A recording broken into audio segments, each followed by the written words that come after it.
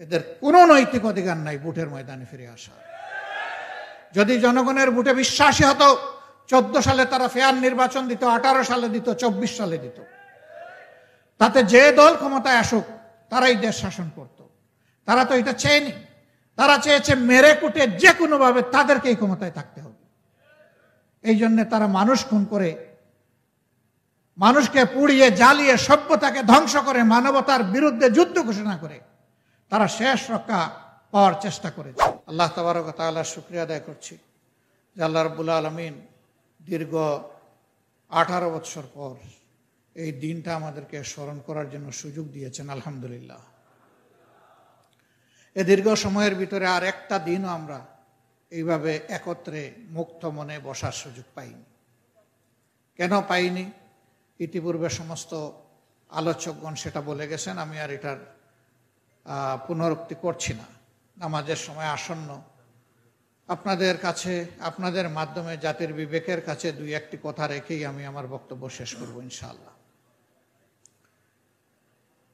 স্বৈরাচারী শেখ হাসিনা আপাতত দৃশ্যত তিনি এবং তার ফ্যাসিস্ট দূষররা 2024 সালের 5 আগস্ট তারা তাদের কর্মের উপহার পেয়েছেন। তিনি দেশ থেকে পালিয়ে গেছেন, তার সঙ্গী সাথীরা পালানোর চেষ্টা করেছেন। কেউ চুরি করে পালিয়েছেন, আর কেউ ধরা পড়েছেন। যারা পালিয়েছেন এবং যারা পালাতে গিয়ে ধরা পড়েছেন, একজন মানুষ হিসাবে যদি চিন্তা করা হয়, তাদের জীবনের চেয়ে মৃত্যু ছিল তাদের জন্য শ্রেয়। কোনো রাজনীতিবিদের জন্য পালানো মানায় না।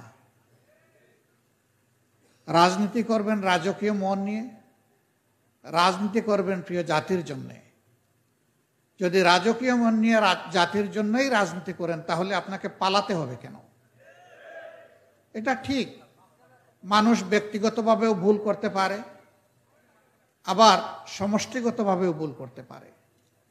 ভুল ওই জিনিসকে বলা হয় যা মানুষ না জানার কারণে কোনো অন্যায় করে ফেলে, কিন্তু জেনে শুনে যখন কোনো অন্যায় করে সেটা আর ভুলের ওই লেভেলে থাকে না, সেটা অপরাধে পরিণত হয়। কেত পালায়, চুর পালায়, ডাকাত পালায়, খুনি পালায়, লুটেরা পালায়, গোমকারী পালায়, দর্শক পালায়, কোনো ভালো মানুষ পালায় না। বিচারের রায় তারাই তাদের উপরে দিয়ে ফেলেছেন, আর বাকি কৃতকর্মের পাওনাটা এখন তাদেরকে পেতে হবে, সেই অপেক্ষায় জাতি উন্মুখ হয়ে আছে। আমরা জানি এই সরকার সমস্ত বিচার সম্পন্ন করতে পারবে না, কিন্তু ফ্যাসিস্টের বিচার তাদেরকে শুরু করতে হবে, এবং এই শুরুটা হবে 28 অক্টোবর থেকে।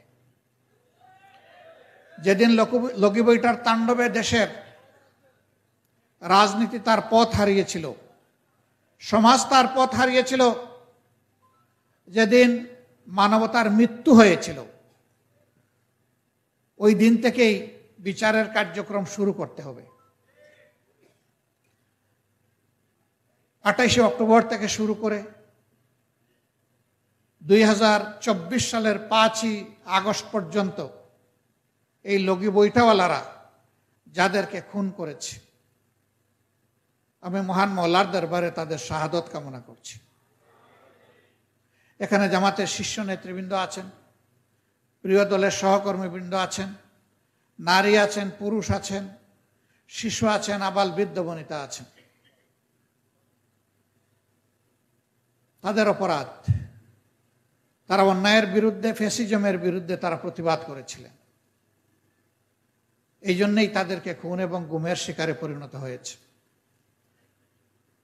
এই সরকার আমাদের নেতৃবৃন্দের বিরুদ্ধে খুন, হত্যা, ধর্ষণ এবং লুণ্ঠনের মামলা দায়ের করে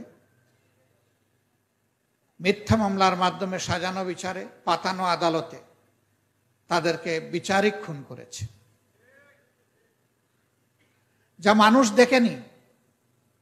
কাল্পনিক অভিযোগ এনে তাদেরকে হত্যা করা হয়েছে, কিন্তু মানুষ দেখেছে চোখের সামনে এই নিকৃষ্ট দলটি শত মা বোনের ইজ্জত লুণ্ঠন করার পর ধর্ষণের সেঞ্চুরি পালন করেছে। ঢাকার বিখ্যাত শিক্ষা প্রতিষ্ঠানে আমাদের কলিজার টুকরা মেয়েদেরকে জানোয়ারদের হাতে তুলে দিয়েছে। মিডিয়ায় তা উঠে এসেছে।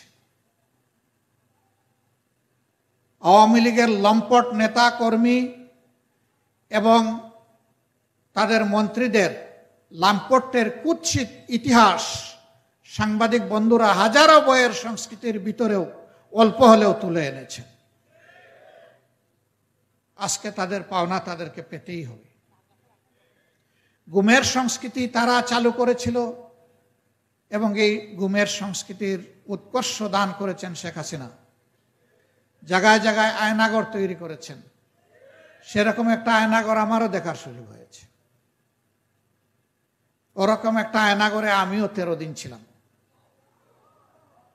তবে হ্যাঁ, এর আগে আমাকে আদালতে উপস্থাপন করা হয়েছে, কিন্তু সেখানে শত বনি আদমকে দেখেছি, আলিম উলামাকে দেখেছি। মাসের পর মাস, বছরের পর বছর তাদেরকে সেখানে রেখে দেওয়া হয়েছে, আদালতে উঠানো হয়নি। এরকম কত আয়নাগর জায়গায় জায়গায় যে ওরা তৈরি করে রেখেছিল আল্লাহই ভালো জানে। অথচ দেশের প্রচলিত আইনে বলা হয়েছে কোনো ব্যক্তিকে গ্রেফতার করার পর 24 ঘন্টার ভিতরে অবশ্যই তাকে আদালতে তুলতে হবে এবং গ্রেফতার করার সাথে সাথে তার আপনজনকে জানাতে হবে যে তাকে গ্রেফতার করা হয়েছে। কিন্তু এই লোকগুলো আর আপনজন জানতো না এরা কি বেঁচে আছে না মারা গেছে। যদি তারা বেঁচে থাকে কোথায় আছে তারা জানতেন না। যারা শহীদ হয়েছেন, যাদের লাশ পাওয়া গিয়েছে, আপনজন যাদের দাফন করেছে, তারা তো অন্তত এটুকু প্রশান্তি পেয়েছেন যে এখানে আমার আপনজনের লাশ, এখানে আমার আপনজনের কবর। কিন্তু যাদেরকে আয়নাগরে নিয়ে নিখোঁজ করে ফেলা হয়েছিল তাদের আপনজন কিছুই জানতেন না। সেই আয়নাগর থেকে এখনো সকলে ফিরে আসেননি। আমরা জানি না তাদের ভাগ্যে কি ঘটেছে। যারা ফিরে এসেছেন আল্লাহর প্রতি তাদের প্রতি আল্লাহ তাআলার একান্ত মেহেরবানি যে তারা তাদের আপনজনের বুকে ফিরে এসেছে। প্রিয় দেশবাসী, এইভাবে সত্যিকার অর্থে সারা দেশকে একটা জাহান্নামে পরিণত করেছিল আওয়ামী লীগ। সারা বাংলাদেশকে খাড়ি খাড়ি লাশ আর ছুপ ছুপ রক্ত উপহার দিয়েছিল। আমার একজন বন্ধু বলে গেছেন, সেই সময় তাদের দলীয় প্রধান বলেছিলেন, সরকার প্রধান বলেছিলেন, আর যদি আমাদের দলের একটা লাশ কেউ ফেলে দেয় তার বিনিময়ে আমি আমার দলীয় নেতাকর্মীদেরকে নির্দেশ দিচ্ছি তারা যেন 10টা লাশ ফেলে দেয়। মারাত্মক কথা। দেশের প্রধান নির্বাহী তিনি হুকুম দিচ্ছেন বিনা বিচারে একটার বিনিময়ে 10টা লাশ ফেলে দেওয়া। আমরা ওই একটা লাশ ফেলে দেওয়াকেও সমর্থন করি না, আর 10টা লাশের এই ঘোষণাকে আমরা ঘৃণা ভরে প্রত্যাখ্যান করি। এবার বলেননি কিন্তু করেছেন। তাদের ব্যাপারে একটা মিথ জারি আছে, তারা যা বলে তা করে না, আর যা করে তা বলে না। এবার না বলেই সমস্ত ধ্বংসযজ্ঞ তারা চালিয়েছে। শেষ পর্যন্ত জাতির উপর জেদ মেটাতে গিয়ে নিরীহ নিরস্ত্র মানুষকে খুন করার পর লাশগুলা ট্রাকে তুলে পেট্রোল ছিটিয়ে আগুন ধরিয়ে সেই লাশগুলাকে ছাই করে দিয়েছে। অনেকে বলে এরা নাকি আবার এদেশে রাজনীতি করতে চায়, এরা এদেশে আবার এসে নির্বাচনে অংশগ্রহণ করতে চায়। যারা গোটা জাতির বিরুদ্ধে এইভাবে যুদ্ধ করেছে তারা নির্বাচনে ভোট চাইবে কার কাছে? এদের কোনো নৈতিক অধিকার নাই ভোটের ময়দানে ফিরে আসা। যদি জনগণের ভোটে বিশ্বাসী হতো, 14 সালে তারা ফেয়ার নির্বাচন দিত, 18 সালে দিত, 24 সালে দিত। তাতে যে দল ক্ষমতায় আসুক তারাই দেশ শাসন করত। তারা তো এটা চেয়নি। তারা চেয়েছে মেরে কুটে যে কোনো ভাবে তাদেরকেই ক্ষমতায় থাকতে হবে। এই জন্য তারা মানুষ খুন করে, মানুষকে পুড়িয়ে জ্বালিয়ে সভ্যতাকে ধ্বংস করে, মানবতার বিরুদ্ধে যুদ্ধ ঘোষণা করে তারা শেষ রক্ষা পাওয়ার চেষ্টা করেছিল। তুতিল মুলকা মান তাশা ওয়া তানজিউল মুলকা মিম্মান তাশা। আল্লাহ ইচ্ছা করেন যাকে তাকে ক্ষমতা দেন, আবার যখন ইচ্ছা করেন আল্লাহ তাআলা তার থেকে সরায় নেন। তারা 2041 সাল পর্যন্ত কমপক্ষে বন্দোবস্ত নেওয়ার ঘোষণা দিয়ে ফেলেছিল। 24 সাল তাদের জীবনে এমন হয়ে আসে, তারাই আসবে এটা তারা কল্পনা করে নাই, আমরাও কল্পনা করি নাই। এটা হয়েছে একমাত্র আল্লাহ তাআলার মেহেরবানিতে। সুতরাং সামগ্রিক কৃতিত্ব আল্লাহ তাআলার, বাংলাদেশের জমিনের কৃতিত্ব আবার বলছে এই দেশের 18 কোটি মজলুম মানুষের, প্রতিবাদী মানুষের, আর নেতৃত্বের কৃতিত্ব আমাদের যুব সমাজের। এখন আমরা যারা বাংলাদেশকে গড়তে চাই, রাজনীতি করতে চাই, তাদেরকে জন আকাঙ্ক্ষা অন্তরে ধারণ করে, জন আকাঙ্ক্ষাকে সম্মান করেই রাজনীতি করতে হবে। ফ্যাসিবাদ বিরোধী এই জনগণ কি চায় এটা বুঝে তাদেরকে রাজনীতি করতে হবে। আমরা যদি সেই রাজনীতি করি, আমরা পাবো জনগণের ভালোবাসা, দোয়া, সহযোগিতা।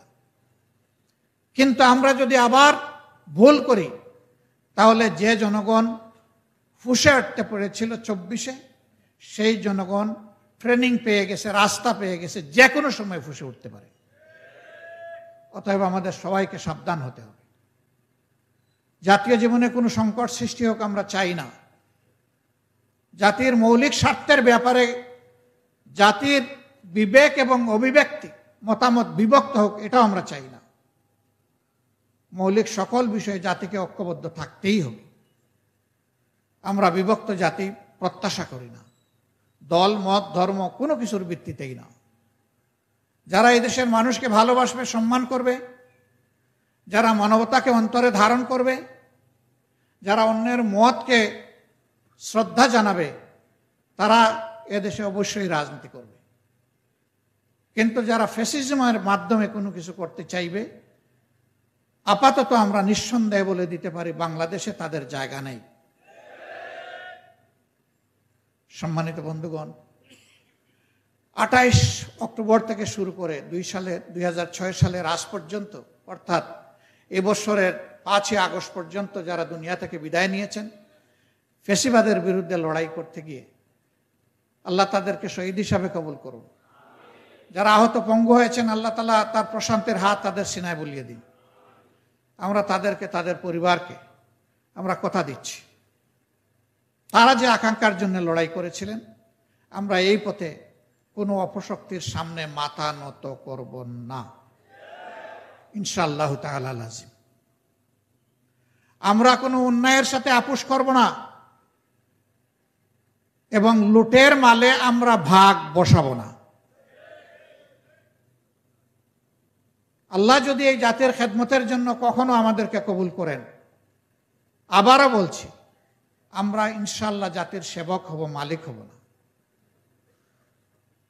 আমরা শুধু সেবক হব না, মানুষের জান, মাল, ইজ্জত এবং আবরুর আমরা হব চৌকিদার ইনশাআল্লাহ। আমরা সেই পাহারাদারি যদি করতে পারি, এটি হবে আমাদের সার্থক রাজনীতি।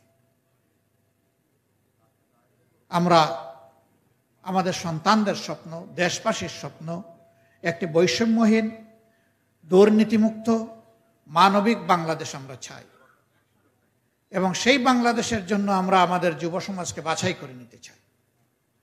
আমাদের যুব সমাজের উপর আমাদের যথেষ্ট আস্থা আছে,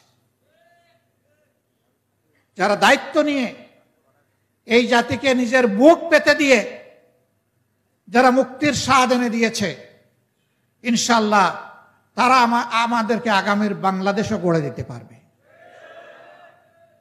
এই জন্য একটি তারুণ্য সমৃদ্ধ সমাজ আমরা গড়ে তুলতে চাই।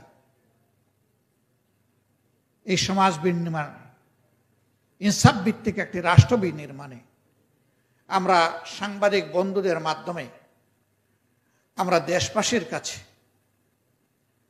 দোয়া চাই, সহযোগিতা চাই, ভালোবাসা চাই, অন্যায় করলে আমাদের সমালোচনা চাই এবং মানবিক বাংলাদেশ গড়ার জন্যে আমরা আপনাদেরকে সাথে চাই, পাশে চাই। সাংবাদিক বন্ধুরা, আপনারা কষ্ট করে এসেছেন, আমাদের কথাগুলো অবিকল জাতির সামনে পৌঁছে দেওয়ার জন্য আমি আপনাদের প্রতি আহ্বান জানাচ্ছি এবং আপনাদেরকে একটা দায়িত্ব আজকে দিয়ে যাচ্ছি। প্রিয় সংগঠন বাংলাদেশ জামাত ইসলামের পক্ষ থেকে আপনারা আর কার ক্ষেত্রে কি বলবেন না বলবেন, এটা আপনাদের বিবেকের উপর ছেড়ে দিলাম। আমাদের সাদাটাকে সাদা বলবেন, আমাদের মধ্যে কোনো কালো দেখলে সেটাকে তুলে ধরবেন। সেই কালিমা যদি আমার মাঝে থাকে, আমাকেও ছাড় দেবেন না। আমরা একটা স্বচ্ছ পরিচ্ছন্ন বাংলাদেশ গড়তে চাই। এই জন্য আপনাদেরকে দায়িত্বশীল ভূমিকা পালনের জন্য আমরা আহ্বান জানাচ্ছি।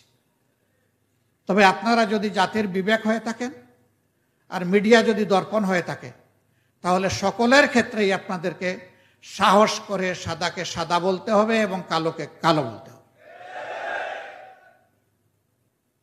এই দাবি রাখিয়ে আজকে যারা এখানে সমবেত হয়েছেন তাদের সকলকে আন্তরিক কৃতজ্ঞতা এবং ধন্যবাদ জানিয়ে আমরা শহীদদের রক্তের আমানত যাতে রক্ষা করতে পারি, আল্লাহ তাআলার কাছে সেই তৌফিক কামনা করে, আপনাদের দোয়া এবং ভালোবাসা কামনা করে আমার বক্তব্য শেষ করছি।